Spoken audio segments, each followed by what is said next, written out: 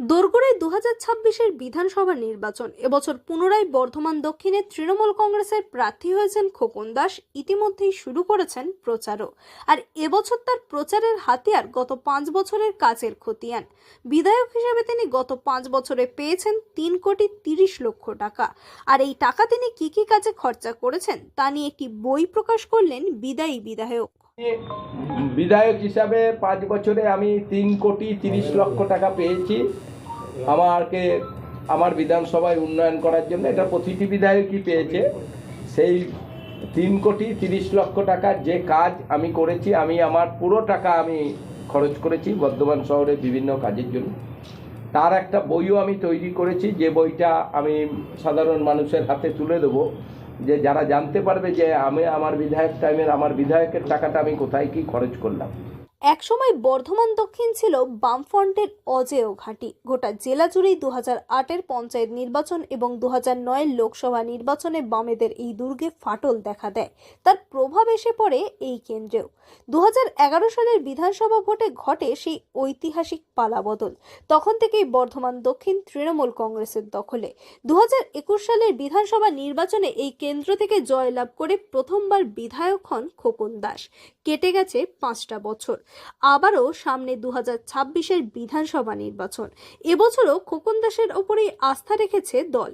এবছর নির্বাচনী প্রচারে তার অন্যতম হাতিয়ার গত 5 বছরের উন্নয়নের খতিয়ান। তাই গত 5 বছরে বিধায়ক তহবিলের 3,30,00,000 টাকা তিনি কোন খাতে কোন কোন প্রকল্পে খরচা করেছেন তা নিয়ে একটি বই প্রকাশ করলেন তিনি, যা তিনি তুলে দেবেন সাধারণ মানুষের হাতে, যাতে সাধারণ মানুষ বুঝতে পারেন বিধায়কের টাকা কোন কোন কাজে খরচা হয়েছে।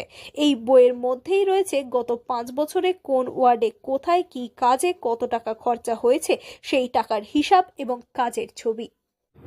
যেহেতু বহু লোক বিধায়ক ছোটোখাটো উদ্বোধন করে, আমি কিন্তু আমার বিধায়ক টাকার এত খরচ করেছি খুব একটা কোথায় সেইভাবে আমি উদ্বোধন করি না। কোথায় 2-1 জন বলেছে আমি গেছি, কারণ সারা বর্ধমানে আমার হাত ধরেই এত উন্নয়ন চলছে। তাই জন্য আমি এইভাবে উদ্বোধন করবো এত করি না। কিন্তু উদ্বোধন না করলেও আমি আমার ফুল টাকা খরচ করেছি 5 বছরের মধ্যে।